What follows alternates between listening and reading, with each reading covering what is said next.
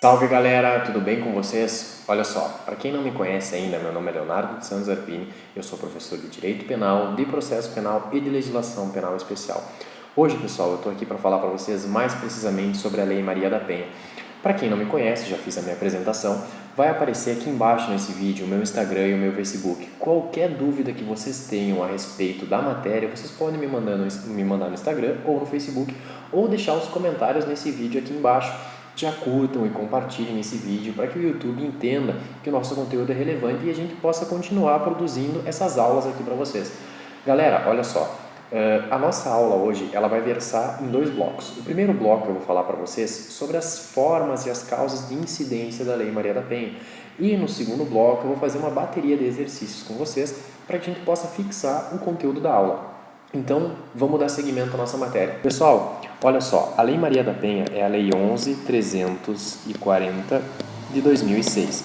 O que acontece? Para que haja a incidência da Lei Maria da Penha, eu preciso preencher 3 requisitos, pessoal. Que requisitos são esses? Primeira coisa, o sujeito passivo, pessoal, ele deve ser obrigatoriamente mulher. E aqui, pessoal, a gente tem uma regra que está no artigo 5º, tá? Artigo 5º, parágrafo único da Lei Maria da Penha, que diz que independe da orientação sexual da vítima. O que acontece? A vítima ela pode ser tanto homossexual como ela pode ser heterossexual. Isso não faz com que não haja incidência da Lei Maria da Penha em casos excludentes. Então, o que vai acontecer, pessoal? Primeira coisa, primeiro requisito, sujeito obrigatoriamente mulher, sujeito passivo. Aí a gente vem aqui para o artigo 5º, pessoal. O artigo 5º, o que a gente tem? No artigo 5º, eu tenho as situações de vulnerabilidade de violência doméstica e familiar contra a mulher. Que situações são essas? Primeira, a violência doméstica propriamente dita, tá? Que nada mais é, pessoal, do que o critério espacial, o lugar onde é praticada a violência, o espaço de convívio permanente de pessoas com ou sem vínculo familiar, inclusive aquelas que são esporadicamente agregadas a esse espaço. E o que acontece? Nesse caso, pessoal, a jurisprudência já consolidou o entendimento de que a diarista, por exemplo, ou a empregada doméstica, elas podem ser sujeitos passivos do crime de violência doméstica familiar contra a mulher. Crime de violência doméstica familiar contra a mulher? Não, pessoal. Na verdade, pode haver incidência da lei, porque os crimes estão lá no Código Penal e, claro, alguns a gente tem uma especialidade dada pelo legislador, como é o caso da lesão corporal do parágrafo 9º do artigo 129 do Código Penal. Mas o que acontece? Juntamente com o artigo 5º, nós temos também o artigo 7º, pessoal. O artigo 7º, eu estou falando das formas de violência daí. O que acontece? São formas de violência. Pessoal, antes de passar para as formas de violência, não vou passar por cima. A violência doméstica aqui do artigo 5º, além de eu estar na violência doméstica, como eu falei para vocês, o espaço de convívio, eu tenho a violência familiar. O que é a violência familiar, pessoal? É aquela em que o agressor e a ofendida eles são unidos por laço de 3 naturezas. Os naturais, consanguíneos ou biológicos, o vínculo de afinidade ou de parentesco, por vontade expressa, por exemplo, o casamento, e aquele da adoção, e também as pessoas que se consideram aparentados por laços socioafetivos. O que é isso aqui? Isso aqui, por exemplo, é a mãe de criação, pessoal. E além disso, eu tenho a relação íntima de afeto, pessoal. O que acontece? A relação íntima de afeto é aquela em que o agressor tenha convivido ou conviva com a vítima. Mas aí, aqui eu tenho, pessoal, a súmula 600, tá? Do STJ, que dispensa o STJ. O que acontece, pessoal? A súmula 600 do STJ diz que não há necessidade de coabitação entre o autor e a vítima para que haja a incidência da Lei Maria da Penha. Ou seja, agora, cumulando o requisito 1 que eu falei para vocês, sujeito passivo, obrigatoriamente mulher, violência doméstica, familiar, relação íntima de afeto, nós vamos para as formas de violência doméstica e familiar contra a mulher.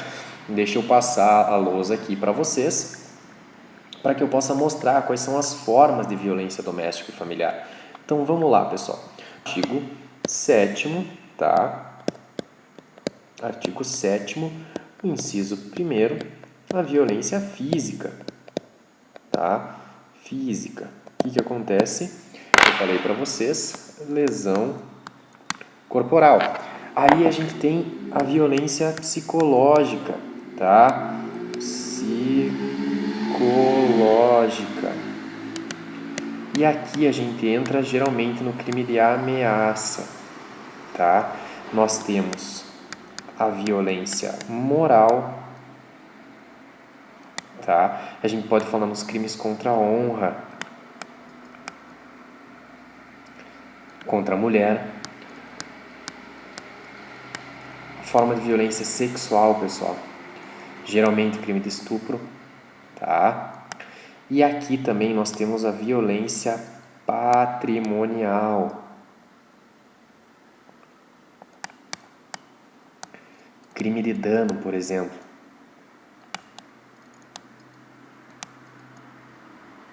Ou seja, eu falei para vocês, sujeito passivo mais artigo 5º mais o artigo 7º. Nesse caso e nesse contexto eu vou ter a incidência da Lei Maria da Penha. Então, olha só, vou dar um exemplo aqui para vocês, pessoal. Vamos ver se vocês já estão ligados a respeito do que eu estou falando. Olha só, pessoal, se eu tenho, por exemplo, um filho que acaba subtraindo determinada quantia em dinheiro da carteira da sua mãe. Nesse caso, eu tenho um sujeito passivo, que é a mulher, eu tenho o autor, que o sujeito ativo pode ser, é um crime comum, pode ser tanto homem como mulher, eu tenho uma violência patrimonial contra a mulher e eu tenho uma situação de vulnerabilidade que é a violência familiar. Nesse caso, vocês acham que há a incidência da Lei Maria da Penha ou não? O que acontece? O STJ, pessoal, já consolidou o entendimento no RHC, vou deixar o julgado aqui para vocês, no RHC 42918 do Rio Grande do Sul, em que nesse meu exemplo que eu dei para vocês, não há a incidência da Lei Maria da Penha, mas sim as escusas absolutórias. Ou seja, nesse meu exemplo não vai haver a incidência da Lei Maria da Penha. Agora, pessoal, como é que funciona na prática a incidência da Lei Maria da Penha? Porque agora foi tudo tão simples, eu falar para vocês sobre as formas de violência, as situações de vulnerabilidade, sujeito passivo e etc. Dei um exemplo e já mostrei para vocês que nesse caso não cabe a Lei Maria da Penha e sim a escusa absolutória. Então vamos lá, olha só, pessoal, digamos que a vítima ela seja ameaçada pelo companheiro, por exemplo. No momento em que ela se dirige até a delegacia de polícia, que ela faz o registro de ocorrência, automaticamente esse procedimento ele vai se bifurcar. E a gente tem as cautelares, caso ela requeira medidas protetivas de urgência, que estão lá no artigo 22 da Lei Maria da Penha, que pode ser o quê? Afastamento do lar do agressor, a proibição de manter contato com a vítima, alimentos provisórios ou provisionais, pode ser tanto pelo juiz civil como pelo juiz criminal, e aqui também, pessoal, manter distância da vítima, uma determinada distância. E aí o que acontece? Eu tenho também automaticamente esse boletim de ocorrência, essa ocorrência policial gerando um inquérito policial. E aqui há uma curiosidade, pessoal. Por que gera um inquérito policial se o meu exemplo é um crime de ameaça? Olha só, eu estou falando para vocês de um crime de ameaça. O crime de ameaça nada mais é do que uma infração penal de menor potencial ofensivo, segundo o artigo 60 da Lei 9.099 de 95. Aqui, ó, pessoal. Passei o número aqui. 9.099 de 95. Seria uma infração penal de menor potencial ofensivo. Mas aí o que acontece, pessoal? O artigo 41 da Lei Maria da Penha, o que ele fez? ele afastou, pessoal, expressamente a aplicação da Lei 9.099. E aqui, dentro da Lei 9.099, nós temos, por exemplo, o Instituto da Transação Penal, tá? Transação Penal, e o sursi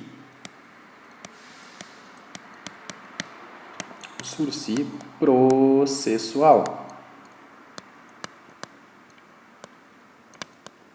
Sursi processual lá do artigo 89, pessoal, da lei do GCRIM.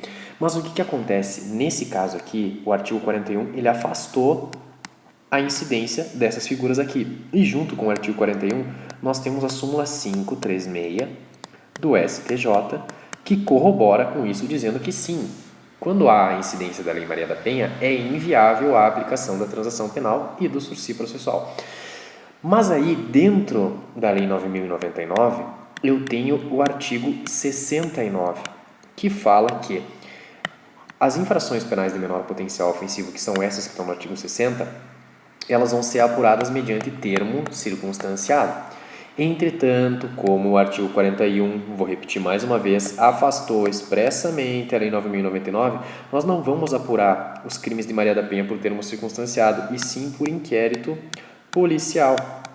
Então, o que vai acontecer? Sendo um inquérito policial, nesse meu exemplo da ameaça, como se trata de ação penal pública condicionada à representação, a autoridade policial, no momento de registro de ocorrência, ela vai colher a representação. E a representação aqui, pessoal, não tem nenhuma formalidade, não é nada com alguma formalidade maior que necessite fazer, enfim, a gente a única coisa que a gente precisa fazer é reduzir a termo, pessoal, nada mais do que isso. Então, o que acontece? Geralmente tem um campo na ocorrência em que está escrito assim, deseja representar, sim ou não?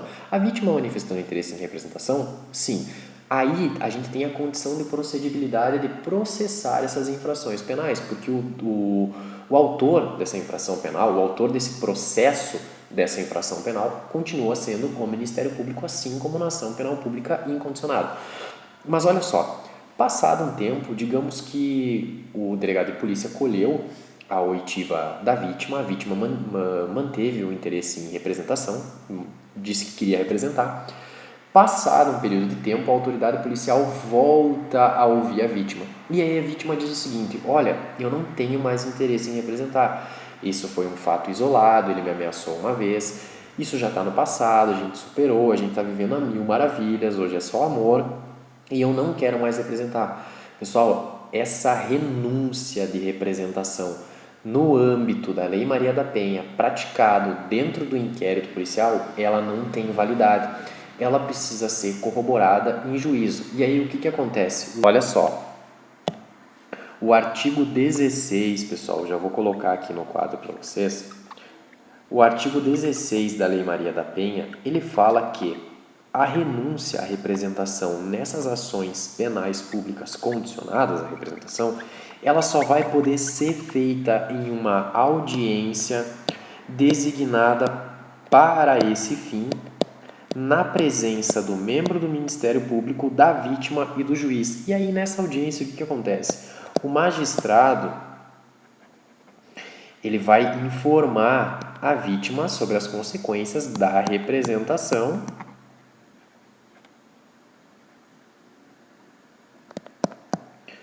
ou não.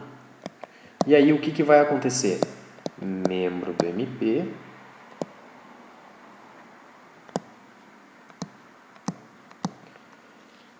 e a vítima, pessoal.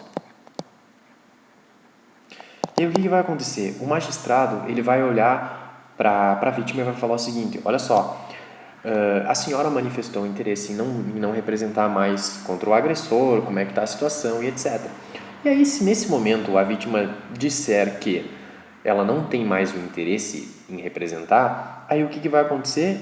Essa representação, ela não vale de nada. E aí o membro do MP não vai ter condição de procedibilidade e esse inquérito policial, ele vai ser arquivado, pessoal. Agora, caso a vítima mantenha o interesse em representação, não, olha só, doutor, ele me ameaçou aquela vez, eu não consegui superar esse fato, a gente não está mais junto, mas não tem mais condições, a gente terminou, não tinha mais condições, e eu quero sim representar contra ele por ele ter me ameaçado. Nesse caso, essa fala da vítima, ela vai valer como representação, tá?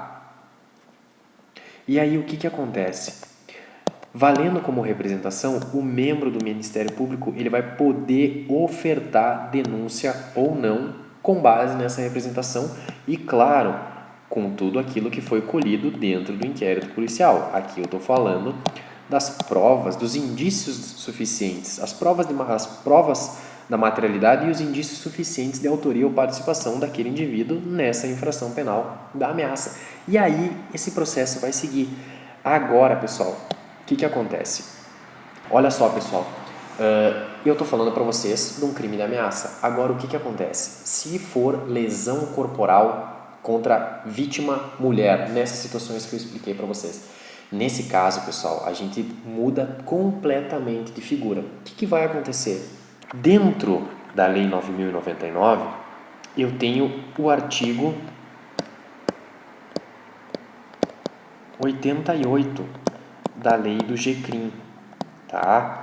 O que diz o artigo 88 da Lei do GCRIM? Que as lesões corporais leves ou culposas, elas vão ser condicionadas à representação.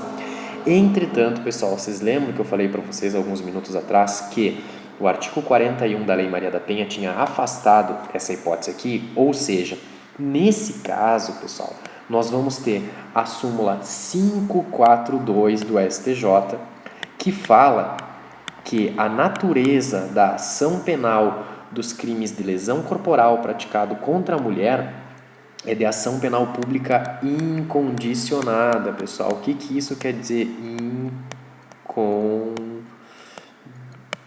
Incondicionada. O que isso quer dizer, pessoal? Que independe de representação. No caso da vítima ter feito o registro de ocorrência, isso basta para o processamento. Claro que, como eu disse, tem que haver necessários elementos de autoria e materialidade dentro desse inquérito policial para que possa ser processada essa infração penal por ser pública e incondicionada. Porque o que acontece, pessoal? Aí o STF também julgou uma ação direta de inconstitucionalidade, é a ADI 4424, em que o STF disse que lesão corporal praticada no âmbito de violência doméstica ou familiar contra a mulher, independente da extensão das lesões, vai ser ação penal pública incondicionada. Ou seja, nesse caso, como eu disse para vocês, súmula 542, ação penal pública incondicionada. Agora, pessoal, eu também tenho outra questão. O que acontece? Aí a gente vai entrar nas súmulas. Nós temos a questão sumular, tá, pessoal? O que vai acontecer? Eu tenho, por exemplo, a súmula 588 do STJ, que fala o seguinte: nos crimes e nas contravenções penais praticadas com violência doméstica e familiar contra a mulher, é vedada a substituição da pena privativa de liberdade por pena restritiva de direito. E isso vai ao encontro do artigo 17. O artigo 17 da Lei Maria da Penha diz o quê? Que é vedado na fixação da condenação, no édito condenatório, pena de cesta básica, pena de multa isoladamente ou qualquer outra prestação pecuniária, que eu estou querendo mostrar para vocês com essa súmula 588. Só que aí a gente tem um problema. A súmula 588, pessoal, ela tem uma divergência jurisprudencial. A súmula 588, ela fala exatamente isso que eu falei para vocês sobre a impossibilidade da substituição da PPL por PRD. Mas aí, pessoal, o STJ entende dessa maneira e a primeira turma, tá?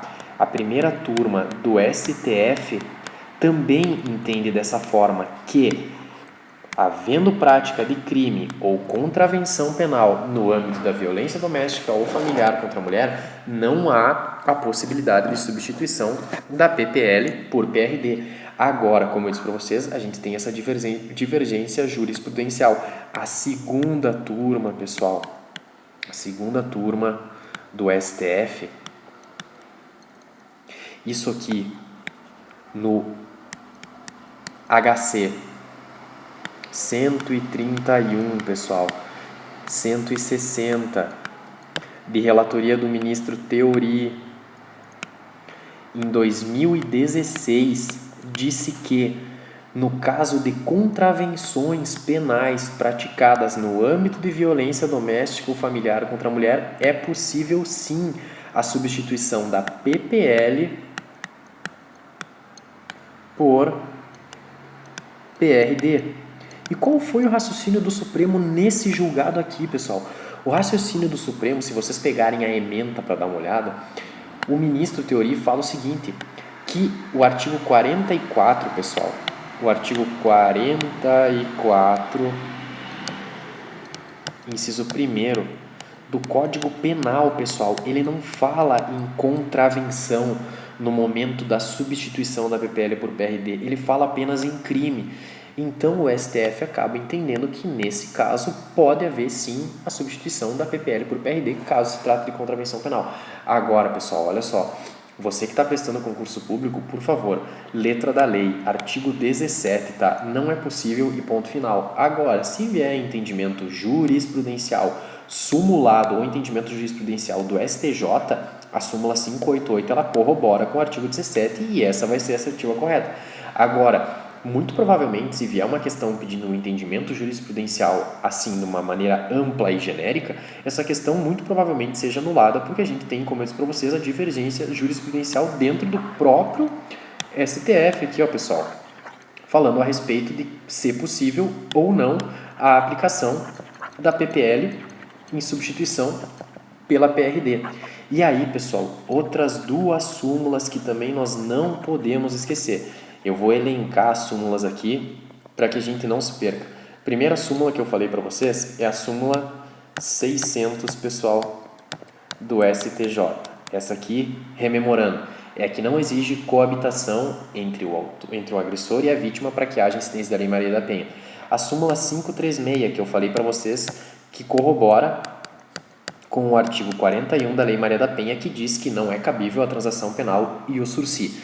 A súmula 588, falando a respeito da natureza de ação penal pública, desculpa pessoal, a 588 falando a respeito da substituição da PPL por PRD nas contravenções penais praticadas com violência doméstica e familiar contra a mulher. A súmula 589, pessoal, essa aqui é nova que eu estou falando para vocês agora, que é inaplicável o princípio da insignificância dentro da Lei Maria da Penha. E para fechar, a súmula 542 do STJ, que é essa que eu falei para vocês sobre a natureza da ação penal ser pública e incondicionada, ou seja, independente de representação da vítima.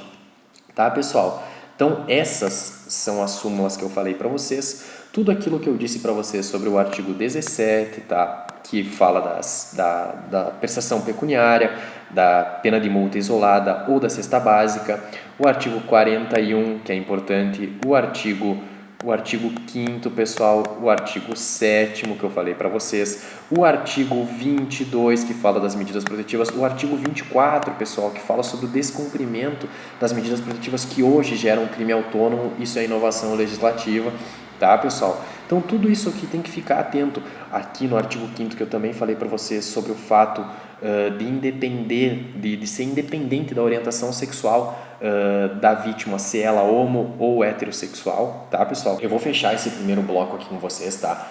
De conteúdo, e qualquer dúvida que vocês tenham, vocês podem me mandar, como eu disse lá no começo do vídeo, tá? Agora a gente vai para um bloco de questões e aí eu vou poder fazer a fixação desse conteúdo com vocês. Então, um forte abraço e até breve. Valeu!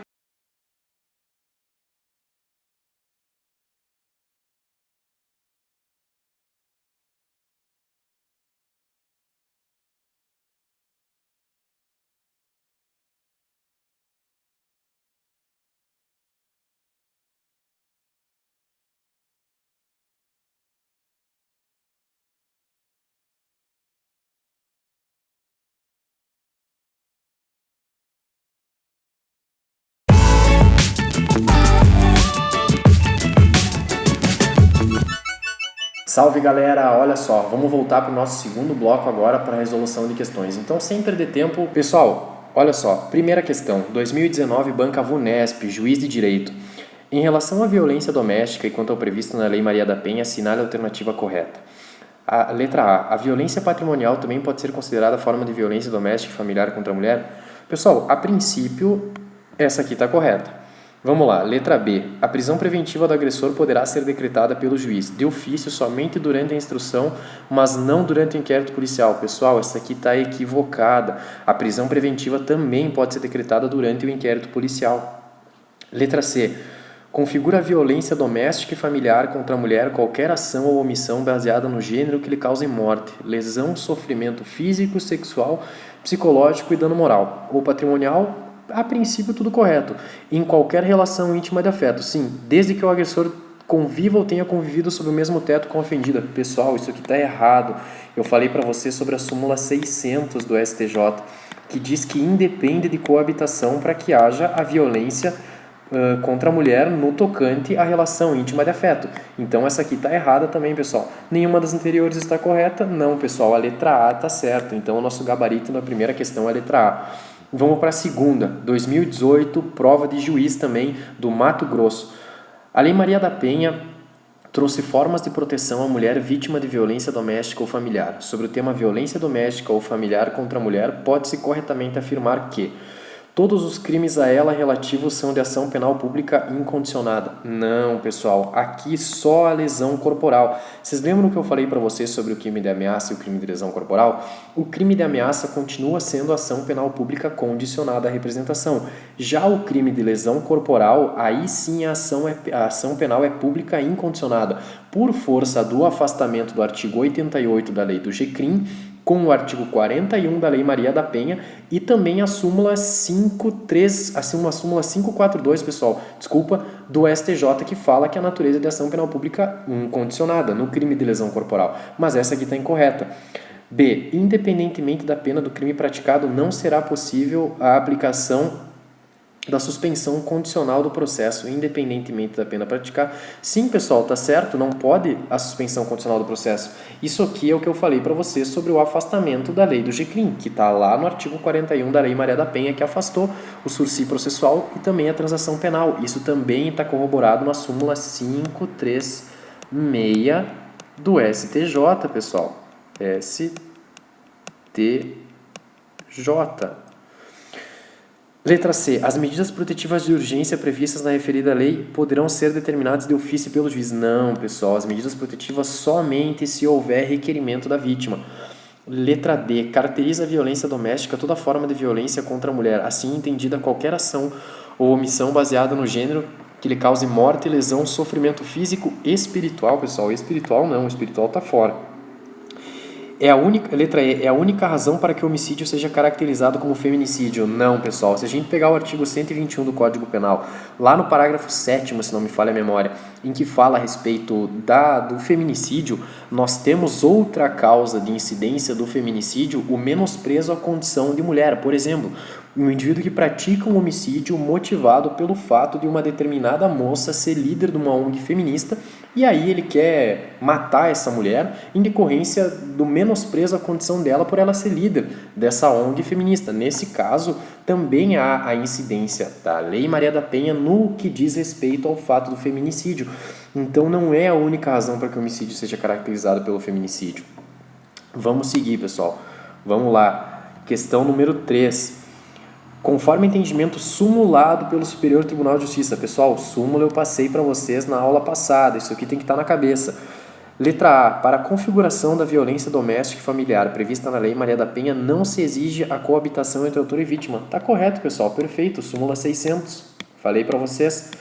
Vamos seguir, pessoal, para ver o que tem de errado nas outras. A suspensão condicional do processo prevista na Lei 9.099 é aplicável? Não, não é, pessoal. Já falei para vocês. Artigo 41 da Lei Maria da Penha afastou expressamente a Lei 9.099. É possível a aplicação de prestação de serviço a entidades públicas, bem como a limitação temporária de direitos ao autor do crime com violência ou grave ameaça no ambiente doméstico contra a mulher. Não, pessoal, não é possível. Isso aqui eu falei para vocês sobre o artigo 17. Letra D. Permanece pública condicionada à representação. A ação penal para o crime de lesão corporal leve. Já está errado aqui, pessoal. Como eu disse para vocês, o Supremo Tribunal Federal, na ação direta de inconstitucionalidade 4424, disse que a ação penal nos crimes de lesão corporal contra a mulher, independente da extensão das lesões, é pública incondicionada, então não depende de representação. Letra E. A transação penal prevista na Lei dos Juizados Especiais é aplicável? Não, não é, pessoal. Súmula 536. Falei para vocês. STJ 536. Não é possível. Tanto a transação como o sursi processual. Vamos seguir, pessoal. 4. No que diz respeito à Lei Maria da Penha, assinale a alternativa correta. Letra A. O descumprimento de decisão do juízo criminal que defere medida protetiva de urgência configura crime punível com pena de até 2 anos de detenção, sendo certo que, na hipótese de prisão em flagrante, a autoridade policial poderá conceder fiança. Não, pessoal, essa aqui está incorreta. Letra B. A patroa que agride a empregada doméstica que reside no local está sujeita às regras repressivas contidas na Lei Maria da Penha. Sim, pessoal, vocês lembram que eu falei para vocês?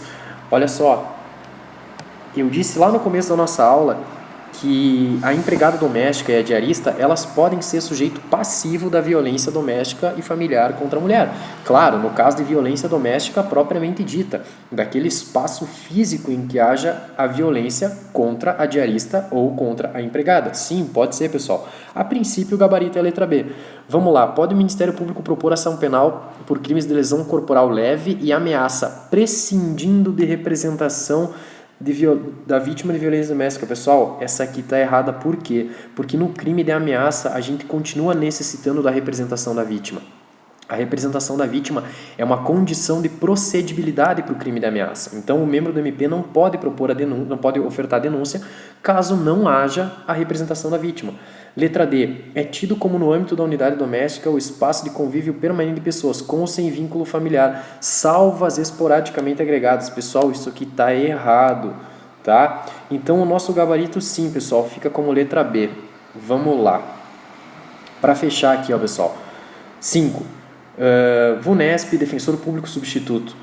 No que se refere à violência doméstica e familiar contra a mulher, 11.340 assinar a alternativa correta. A ação penal relativa ao crime de lesão corporal resultante de violência doméstica contra a mulher é pública condicionada? Não, pessoal, mais uma vez. Súmula 542, tá? 542 do STJ. E o afastamento expresso pela Lei Maria da Penha no seu artigo 41, que afastou o artigo 88 da Lei do GCRIM. Então, olha só, letra B, há previsão legal de ajuizamento de ação penal privada na Lei 11.340, dependendo do interesse jurídico discutido. Não há previsão legal na Lei Maria da Penha de ajuizamento de ação penal privada, pessoal. Aqui me parece estar equivocado. Letra C. A ação penal relativa ao crime de lesão corporal resultante de violência doméstica contra a mulher é pública e incondicionada. Pessoal, o gabarito está aqui, ó. Perfeito. Letra C. Súmula 542, de novo. E o mesmo raciocínio que eu falei aqui, ó. 4188 e a ação direta de inconstitucionalidade 4424. Letra D. Ao processo, ao julgamento e execução das causas cíveis e criminais decorrentes da prática de violência doméstica e familiar contra a mulher não se aplicam as normas do Código do Processo Penal. Bem pelo contrário, pessoal, as normas do CPP são aplicáveis sim. Letra E. O Ministério Público poderá, em todos os atos processuais cíveis e criminais, acompanhar a mulher em situação de violência doméstica, atuando como seu curador. Não, pessoal, não. Essa aqui está equivocada. Vamos fechar, pessoal. 6. 2019... Promotor de Justiça VUNESP. Assinale a alternativa incorreta. A destruição ou rompimento de obstáculo com explosivo ou artefato análogo que cause perigo comum é causa expressa de aumento de pena no crime de roubo. Pessoal, a questão não está falando propriamente dito da Lei Maria da Penha, mas tem aqui na letra D. Mas vamos seguir. Essa aqui está correta sim, pessoal. Foi as causas de aumento que incidiram por alteração legislativa de 2018 no crime de roubo. No furto se tratam de qualificadoras e no crime de roubo tratam-se de causas de aumento. Letra B. A conduta de fabricar, vender, transportar ou mesmo soltar balões que possam provocar incêndio nas florestas e demais formas de vegetação em áreas urbanas ou qualquer tipo de assentamento humano é crime. Sim, pessoal, essa aqui está correta. Letra C. Há latrocínio consumado quando o homicídio se consuma, ainda que não realizada a subtração de bens da vítima. Também está certo, pessoal, porque é o seguinte, latrocínio, morte tentada, latrocínio tentado, morte consumada, latrocínio consumado. Letra D. A conduta de descumprir decisão judicial que defere as medidas protetivas de urgência prevista na Lei 11.340 é crime previsto na denominada Lei Maria da Penha. Sim, pessoal, isso aqui foi a alteração que aconteceu na Lei Maria da Penha. O artigo 24 foi inserido na Lei 11.340, independente de as medidas protetivas terem sido deferidas por juiz civil ou criminal. Sim, é o parágrafo 1º do artigo... Parágrafo 1º, pessoal, do artigo 24. Letra E. O crime de roubo do qual resulta lesão corporal grave. Nos termos das alterações trazidas pela Lei 13.654 de 2018, só pode ser verificado a título de pré-ter-dolo. Não, pessoal, isso aqui está equivocado. Como está pedindo a incorreta, a errada, o nosso gabarito aqui é a letra E. A questão, ela destoou um pouco do conteúdo, mas a princípio aqui na letra D a gente pode ver visivelmente a Lei Maria da Penha aqui, no que diz respeito ao fato do crime de descumprimento de medidas protetivas, pessoal. Além do crime das medidas protetivas, nós temos também, o que acontece? Nós tínhamos anteriormente no ordenamento jurídico, lá no artigo 313, ainda temos no artigo 313 do CPP, tá? No inciso 3º, vou colocar aqui o inciso 3º do CPP, que fala que é cabível a prisão preventiva nos casos de violência doméstica familiar contra a mulher, no caso de descumprimento de medidas protetivas. Hoje, o descumprimento das medidas gera esse crime do artigo 24 e também a possibilidade da prisão preventiva. Tá, pessoal? Como eu disse para vocês, qualquer dúvida que vocês tenham, eu disse, pessoal, me mandem no Instagram, me mandem no Facebook, ou pode deixar nos comentários no vídeo, até no vídeo aí embaixo, que eu respondo para vocês. Tá, pessoal? Um forte abraço, fiquem com Deus e até a próxima. Valeu!